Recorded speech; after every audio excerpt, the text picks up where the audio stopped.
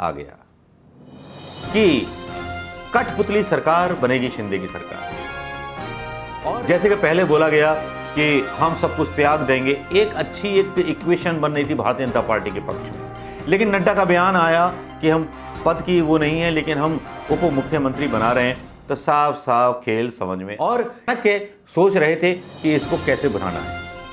Media को headlines दे दी गई थी क्या चलानी है क्या नहीं चलाना। मीडिया ने वैसे ही चलाना शुरू कर दिया, सारी बातें छुपाई गई।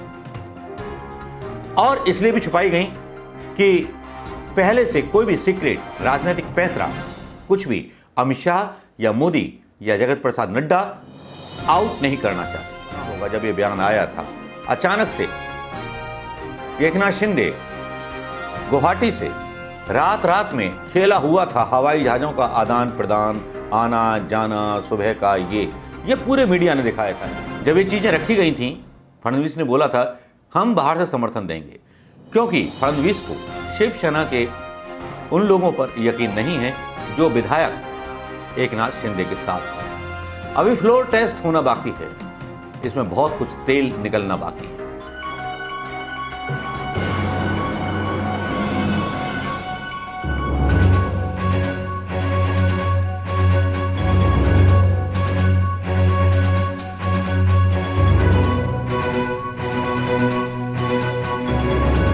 दोस्तों नमस्कार, मैं मनोज कुमार शर्मा एक बार फिर आपके बीच में। जी हां, आजाद हिंद आवाज न्यूज के लिए लेकर के महाराष्ट्र की वो खबर, जिस खबर को मीडिया कुछ इस तरह से चला रहा है जैसे कि महाभारत का रण जीत लिया हो। भारतीय जनता पार्टी ने बड़ी बड़ी खूबियों की बात की जाती रही, उस पर बात करेंगे फडणवीस की उस उदासी की, चेहरे की केमिस्ट्री की जो उन्होंने इंटरव्यू के दौरान की, और बात करेंगे जेपी नड्डा को क्यों आना पड़ा मैदान में, बात करेंगे अमित शाह का क्यों फोन आया फडणवीस के बाद। इन सब की बात तो करनी पड़ेगी। और क्यों दबाव बनाया एकनाथ शिंदे ने, कैसे दबाव बनाया एकनाथ शिंदे ने भारतीय जनता पार्टी के उस मास्टर ब्रिगेड पर, और किस तरह से भारतीय जनता पार्टी को भरोसा नहीं है एकनाथ शिंदे पर। सर फुटबॉल सरकार बनने से पहले ही शुरू हो गई है। 7 बजे तक शपथ लेते लेते पता नहीं कितने बयान आने लगे। जगत नड्डा जो राष्ट्रीय अध्यक्ष हैं, भारतीय जनता पार्टी के राष्ट्रीय अध्यक्ष नड्डा जी हिमाचल से बिलोंग करते हैं, उनका बयान आता है कि हम वैसे कोई पद लेना नहीं चाहते लेकिन हम अपील करना चाहते हैं, और एक तरह से आदेश देते हैं फडणवीस जी को कि वो उप मुख्यमंत्री पद की शपथ लें। उसके पीछे की कहानी ये होती है कि जब प्रेस कॉन्फ्रेंस कर रहे होते हैं फडणवीस, उनको बोला जाता है एकनाथ शिंदे के साथ जाकर के आप एक प्रेस कॉन्फ्रेंस कीजिए, उसमें एकनाथ शिंदे जी का नाम ऐलान कीजिए। वो ऐलान करते हैं लेकिन साथ में ये बोलते हैं कि हम इस सरकार में शामिल नहीं होंगे। एकनाथ शिंदे महाराष्ट्र के मुख्यमंत्री होंगे, मैं सत्ता के बाहर रहूंगा, हमें सत्ता का लालच नहीं, हिंदुत्व आगे बढ़े, बस यही सपना है। देवेंद्र फडणवीस ने यह कहा। इस उठापटक में जब ये ऐलान कर दिया राज्यपाल की मुलाकात के बाद, एकनाथ शिंदे का नाम क्लियर हो गया मुख्यमंत्री पद के लिए।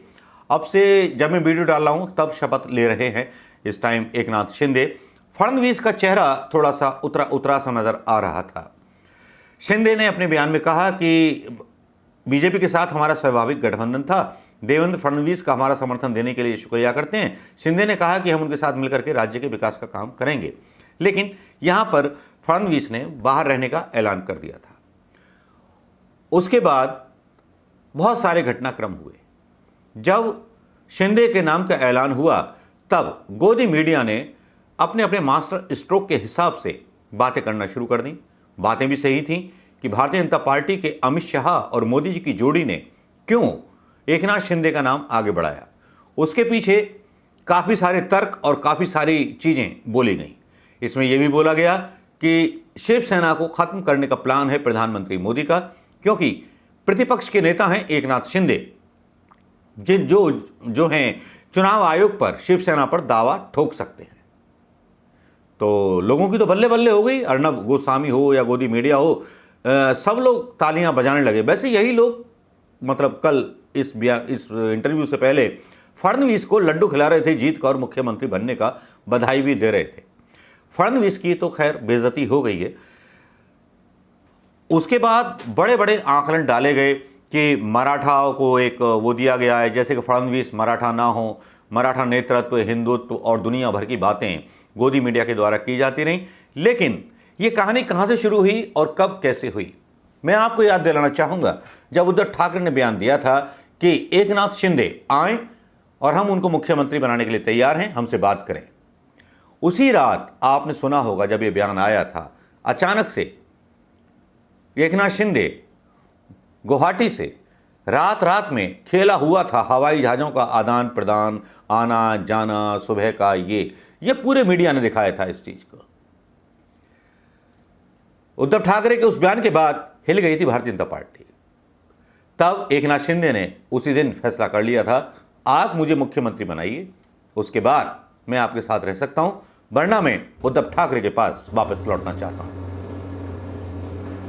शायद इसी के बाद रणनीति बदल गई और यह तय कर लिया गया एकमात्र आपस में हायर मैनेजमेंट के साथ एकनाथ शिंदे की सहमति बनी कि मैं मुख्यमंत्री बनूंगा। बाकी के विधायकों से सारी बातें छुपाई गई और इसलिए भी छुपाई गई कि पहले से कोई भी सीक्रेट राजनीतिक पैंतरा कुछ भी अमित शाह या मोदी या जगत प्रसाद नड्डा आउट नहीं करना चाहते थे। और यही वो चीज थी जिसकी वजह से एकनाथ शिंदे ने प्रेशर बना दिया पूरे भारतीय जनता पार्टी के उन चाणक्यों पर जो नीति डिसाइड करते हैं। चाणक्य सोच रहे थे कि इसको कैसे बनाना है। मीडिया को हेडलाइंस दे दी गई थी, क्या चलानी है क्या नहीं चलाना है। मीडिया ने वैसे ही चलाना शुरू कर दिया, एक मास्टर स्ट्रोक ये और वो। लेकिन क्या ये वाकई में मास्टर स्ट्रोक था या 106 विधायकों के साथ मजबूरी में समर्थन करना, साहिब के हुक्म पर सारी मेहनत फडणवीस की थी और उसके बाद जो है मतलब मुख्यमंत्री बनाया जाना, अचानक से आदेश आना और बेमन से फडणवीस का शिंदे के साथ कॉन्फ्रेंस करके ये कह के निकल जाना कि मैं कोई बाहर से सरकार को समर्थन करूंगा। उसके बाद दबाव आना, नेशनल टीवी पर डायरेक्ट प्रसारण आना, फडणवीस पर दबाव बना गया। जिस फडणवीस को कुछ दिन पहले मुख्यमंत्री बनने के लिए लड्डू खिलाए जा रहे थे, अब वो फुद्दू बन करके आज मजबूर हो गए एक गाड़ी में आने के लिए।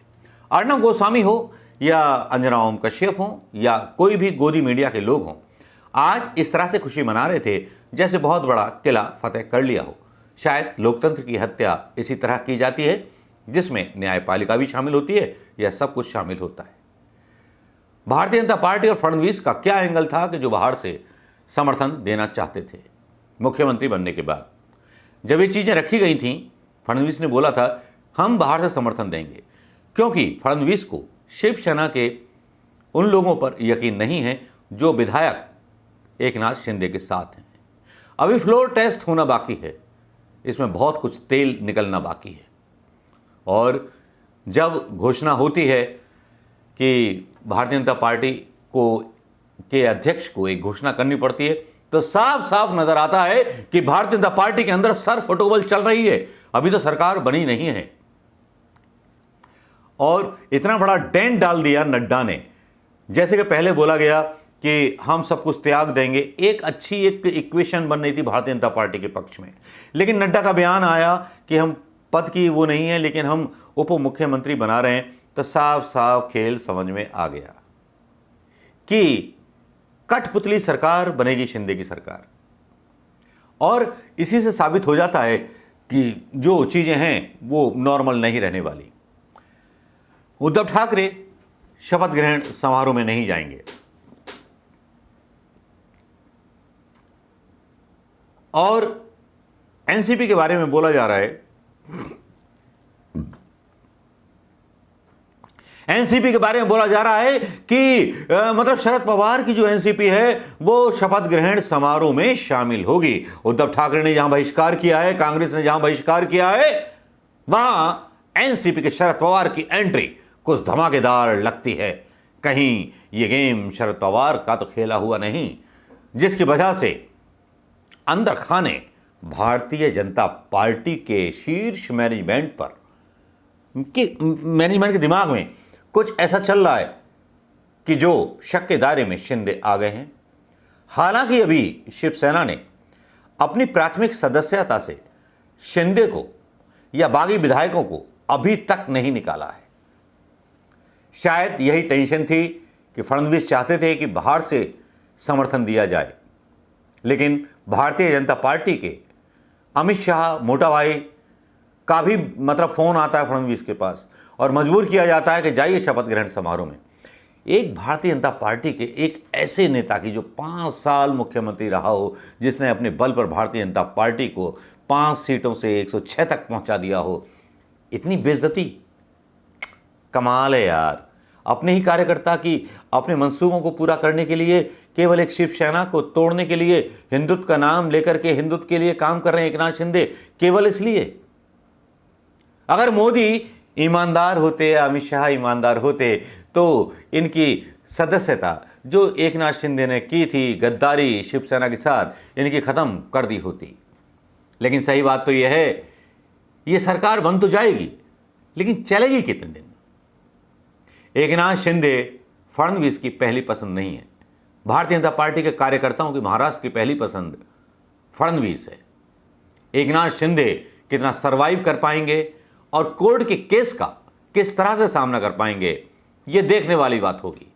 लेकिन यहां पोल खुल गई कि जो गठबंधन हुआ है वो गठबंधन नहीं, वो ठगबंधन हुआ है, जिसमें पार्टी मैनेजमेंट फडणवीस पर दबाव बनाता है और एकनाथ शिंदे ब्लैकमेल करता है भारतीय जनता पार्टी के शीर्ष नेतृत्व को। और उद्धव ठाकरे के वो बयान मायने रखते हैं जो बयान दिए। अब सीधी सी बात है कि अपनी पहचान ढूंढ रहे हैं एकनाथ शिंदे। क्या उनको पहचान मिल पाएगी? क्या शिवसेना उनको अंगीकार कर पाएगी? क्या शिवसेना उनको वो मान्यता दे पाएगी? क्या शपथ लेने के बाद उद्धव ठाकरे के मातोश्री में उद्धव ठाकरे का आशीर्वाद लेने जाएंगे एकनाथ शिंदे? शायद नहीं। बिके हुए लोग कुछ दिल के साफ नहीं होते, बहुत जहर भरा होता है दिलों में। जिस जहर का असर आंखों तक आ जाता है, वो नजरें नहीं मिला पाता अपने मालिकों से। नमस्कार, जय हिंद दोस्तों।